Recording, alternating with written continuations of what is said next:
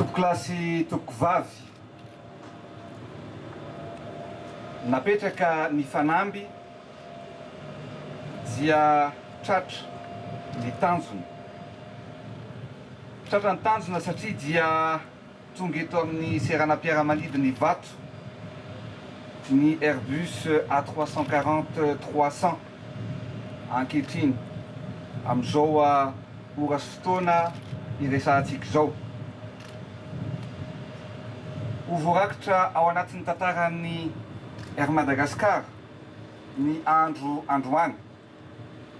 Zava-dehibe ho an'ny firenena ny fahazahoan'ny kompania fiaramanidina vaovao toy ity manoloana antsika ity. Raha ny tantara tokoa mantsy no jerevana sy dinihana dia tamin'ny taona 1970 no anforona ny orinasa Air Madagascar. Zany hoe efa 19 taona izao ny foronan'ny orinasa Air Madagascar. Iza no tsy nieky anlazany zany kompania Air Madagascar zany, na ny fahaizan'ireo mpamory na ny piloty, na ny fitsiky na ny fandraisan'ireo hôtesy tao anatin'ny fiaramanidina, na ny fikarakarana steward ihany koa. Misy mihitsy aza ny vahiny tamin'izany fotoana izany dia tsy nety nitaingina raha tsy ny Air Madagascar. Satria tamin'ny taona 1970 dia nahazo fiaramanidina vaovao isika, ny 747 tamin'izany fotoana izany. Ary tsara ihany koa manamarika fa ny Air Madagascar no anisan'ny kompania izay anapiray an'ny Frantsa sy taty amin'ny Oceana Indiana voalohany tamin'ny taona 1970. Tamin'izany fotoana izany moa dia naharitra 70 ora ny nanaovana ireo Marseille sy Mahajanga ny marimarina kokoa. Tsara ihany no mahafantatra ny tantara mba ahafahantsika mibanjina ny hoavy, satria ankehitriny tamin'ny taona 2010 iny dia latsaka lalina ny orinasa Air Madagascar. Nandalo fotoan-tsaritra ny Air Madagascar ary tsy vitsy nefa nieritreritra fa hikatona ny orinasa. Velona ihany mpiasa rehetra, ny mpiara-moninantoka sy ny mpanjifa amin'ny hoaviny ity orinasa izay reharehan'ny firenena malagasy ity. Zany indrindra no tsy maintsy nandraisana andraikitra, satria tsy afaka ataony ifampitsikera sy ifampisetry sy ifampijerijery fotsiny. Fa rehefa misy ny olana dia tsy maintsy raisina tanana ny famahana an'izany olana zany. Ka zay indrindra tao anatin'ny fotoana fohy dia natambatra ny hery ary tsy nitsahatra nitady vahaolana ny mpitatana, ny fitondrana mba anarenana izany orinasa reharehan'ny Madagasikara izany. Koa ankehitriny dia miarahaba antsika rehetra, miarahaba ihany satria na dia nandalo rivo mahery aza ny Air Madagascar dia tafavoaka ka afaka mitraka sy miatrika ankehitriny. Satria mitraka hoy aho, satria niondrika tokoa tsika teo menatra an'izao tontolo izao, satria tsy ampy fitaovana, satria voasazy. Ary ankehitriny kosa tsika dia afaka milaza fa dia manana elatra vaovao ary anao sidina manara-penitra isika manomboka izao. Elatra apray any Madagasikara amin'ny izao tontolo izao. Zay indrindra no mahatonga antsika anome ny anarana ity fiaramanidina vaovao Airbus A340 300 ity ny anarana hoe elatra. Elatra satria elatry Madagasikara. Elatra hoentin'ny Madagasikara amin'ny sidina mampiray any Madagasikara amin'izao tontolo izao. Elatra tsy hamenatra atsika fa elatra mampitraka atsika. Koa za mino fa isidina lavitra dia lavitra ary tsy hijanona intsony izany aina vaovao apetratsika zany ho an'ity orinasa Air Madagascar ity. Raitra tokoa ity fiaramanidina ity ary araka ny teny filamatra napetraky ny Air Madagascar dia tena ampiainy anomboka atao anaty fiaramanidina ny hoe kanto tokoa i Madagasikara satria na dia nafinaritra ny taingina ny Air Madagascar tamin'izany fotoana izany dia mino aho fa ianareo tanora, ianareo mpiara-miasa rehetra ao amin'ny Air Madagascar dia tsy omena mpitaha amin'ireo ray aman-drenitsika tamin'izany fotoana izany fa anandratra avo hatrany nilaza n'izany kompania Air Madagascar zany ary araka ny tanjona sy ny filamatra izay apetrakareo dia ny hoe mba ho kompania akafiziny ny olona rehetra aty amin'ny Oceana Indiana ny Air Madagascar.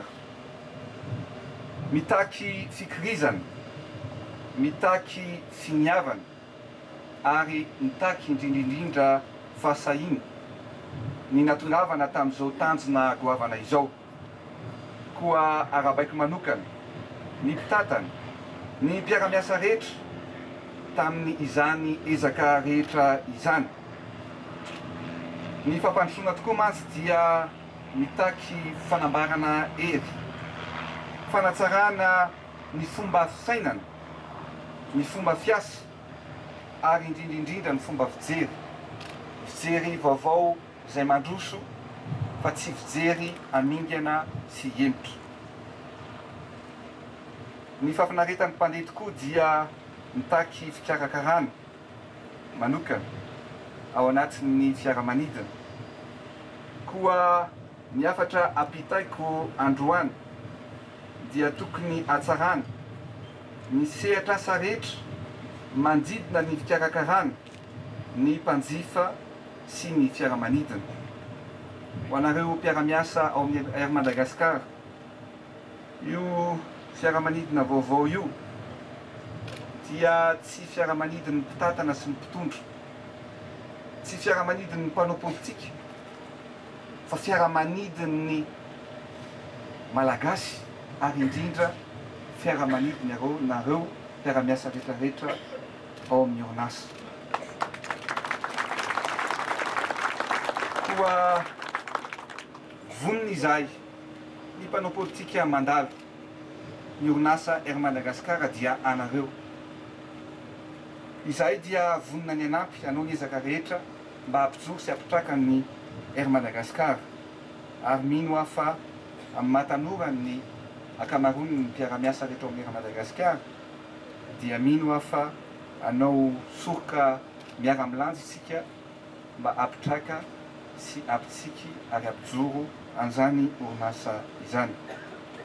Koa manainga atsika anao asa matianina, ampitiavana ary hitandro ny reharehan'izany orinasa izany sy ny lazana mikasika ny fomba rehetra mba ahafahantsika mahatratra ny tanjona iraisana sy ho apetraka satria ny orinasa ihany koa io no taratra voalohany ahitan'ny vahiny an'izany Madagasikara izany.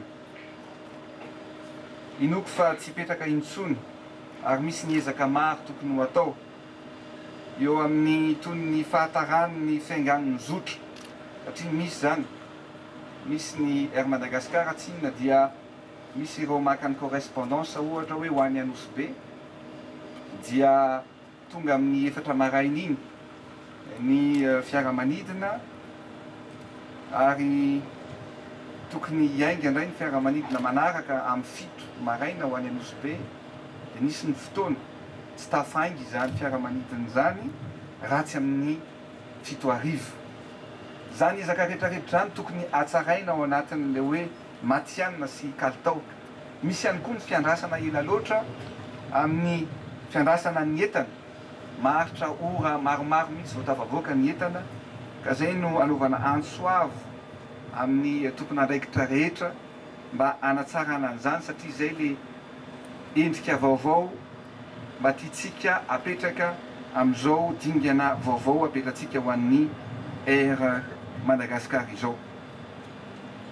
10 taona izao na raiky amby 10 taona marimarina kokoa ny Air Madagascar, ary fotoana lava tokoa no ny iainana tao anatin'ny fahasaranana. Tokony miara-miezaka isika rehetra farany tenako manokana amin'ny maha zanaky Madagasikara ay dia faly mitondra sy nandray ny anjara biriky keliko ho fanatsarana sy anarenana ny lazan'ny kompania Air Madagascar. Tokony andray an-tanana ny hoavy isika rehetra fa tsy andany andro ifampitsikera. Ny fitsekerana ny fahazahoana ny kompania Air Madagascar an'izao fiaramanidina izao, ny fitsekerana ny fahazahoan'ny malagasy an'izao fiaramanidina izao dia ataoko fa fandatsana ny malagasy sy fialonana tsotr'izao. Misaotra tompokolahy, makasitraka tompokolahy.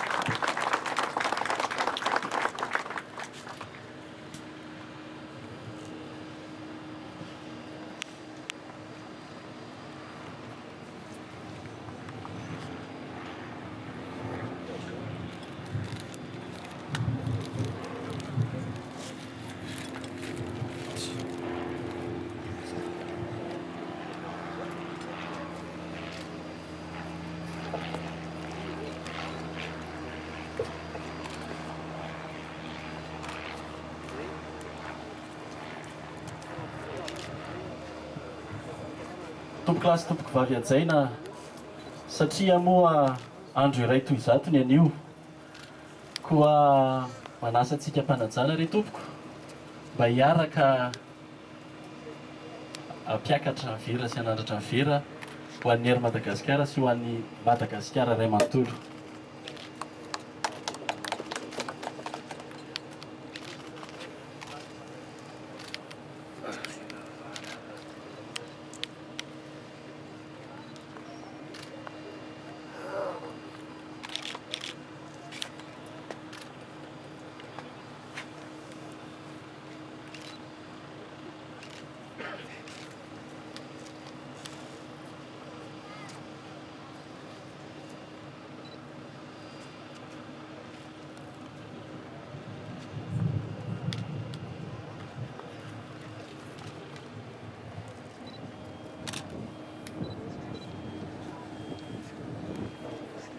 Ya, iaraka anainga ny vera ary isika menakavy ary misaotra an'Andriamanitra isika noho ny androany ary miarabako antsika rehetra navita ny sidina voalohany ho ela velona ny kompania Air Madagascar ary ho kompania voalohany aty amin'ny Océan Indien.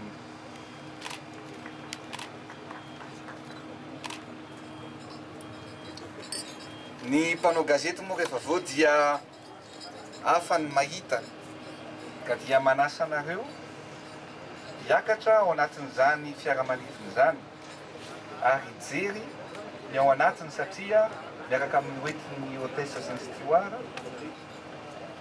dia araka ny fiteny hoe maso mahita hafa ihany fa ho antsika rehetra dia tiako no milaza fa ny ao anatiny io fiaramanidina io dia version farany indrindra amin'ny ao anatin'ny classe affaires sy ny premium vaovao avokoa ao anatin'izany classe affaires premium zany ary anisan'ny version farany indrindra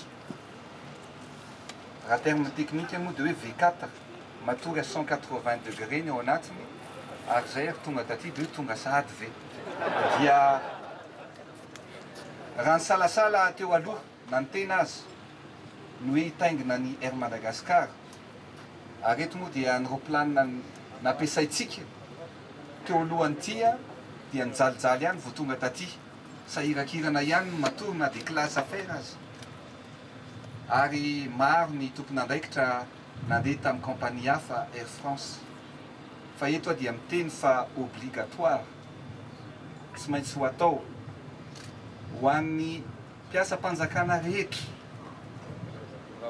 zay mandeha manao iraka any ivelany na ny tenako ny mandeha amin'ny Air Madagascar.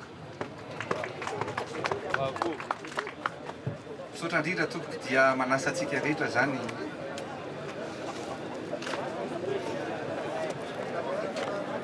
misaotra anao andra natao antsaina filoha tetezamety isorana daholo tsika rehetrarehetra tonga teto anio